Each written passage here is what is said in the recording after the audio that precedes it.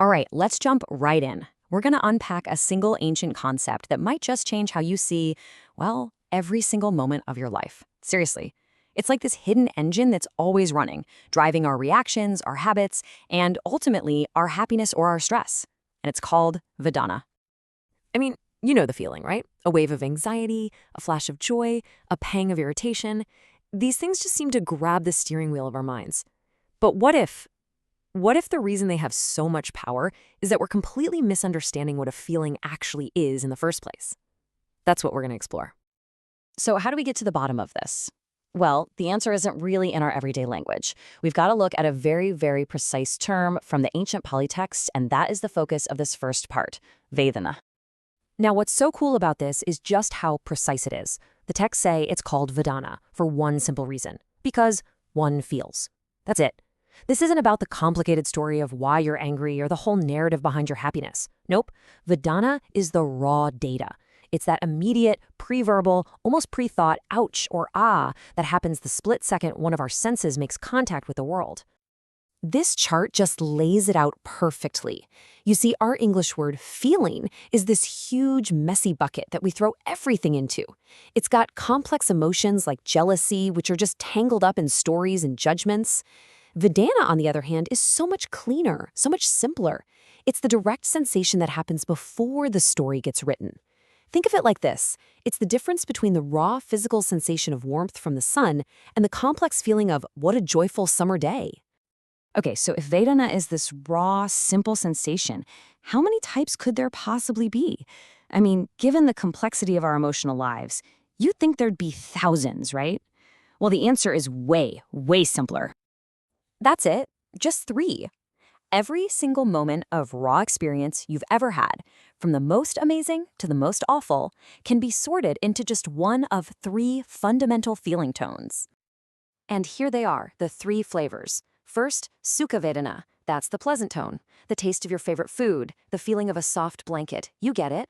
Then there's Dukkha Vedana, the painful one, a headache, a harsh sound, stubbing your toe. And then there's the one we almost never, ever notice, a Dukkhama Sukha Vedana, the neutral feeling. Think about the sensation of your feet on the floor right now. Probably neutral, right? It's not pleasant, it's not painful, it's just there. And what's wild is that this neutral stuff makes up the vast majority of our lives. So where do these feeling tones even come from? They don't just pop up out of thin air. The ancient texts are super clear on this. They lay out a predictable chain reaction, a sort of cause and effect that happens hundreds of times a day, almost always completely under our conscious radar. And this chain reaction always starts at one of these 6 sense doors. The first 5 are pretty obvious, but the really fascinating part is that the mind itself is treated as a sense organ. It makes contact with its own objects, thoughts, memories, ideas, you name it. Here's the first big link in the chain.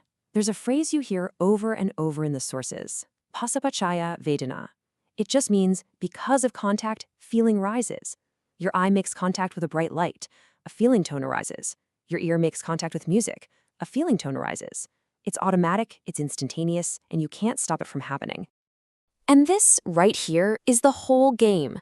That moment of Vedana, that tiny fleeting spark of pleasant, painful, or neutral, it's a fork in the road.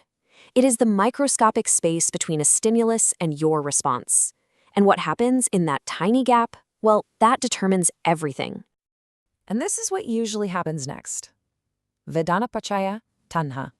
Because that feeling tone pops up, craving is immediately triggered.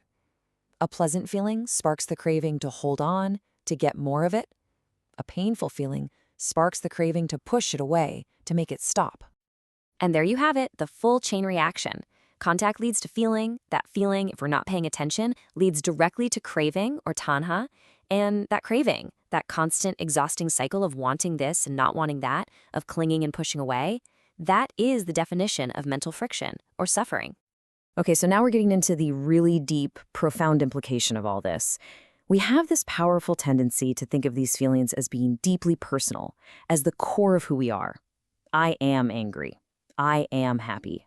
But this whole framework basically asks us to put a big question mark on that assumption. Just think about it for a second. That pleasant feeling from a sip of coffee, it shows up, hangs around for a few seconds, and then poof, it's gone. That unpleasant feeling from a loud noise, it appears, and it too passes away. If the very nature of these things is to be temporary, to constantly come and go, how on earth can they be the basis of a stable, solid self? This is the core logic right here. Trying to build your identity on something as fleeting and unreliable as a feeling tone, it's like trying to build a house on a constantly shifting river. The texts basically see this as a fundamental mistake in how we perceive reality, and it's a mistake that leads directly to suffering.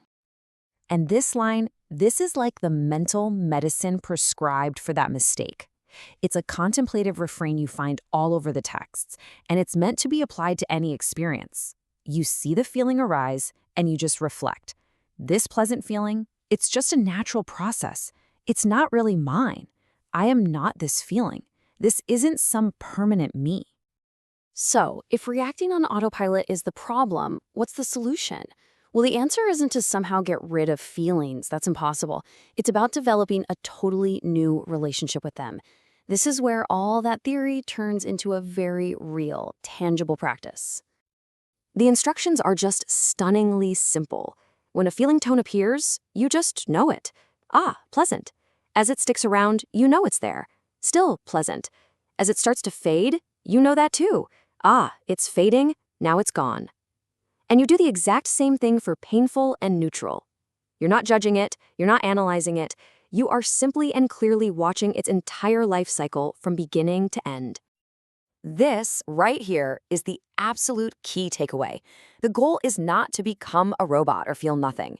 It's to stop being a puppet pulled around by the strings of pleasant and painful.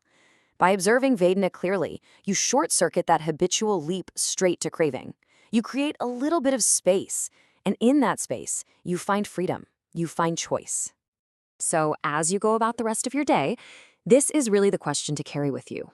The very next time you feel that tiny spark of pleasure, that flicker of irritation, or even the blandness of a totally neutral moment, are you going to be swept away by the same old automatic reaction, or are you going to be the one who simply and powerfully just watches? The choice is yours in every single moment.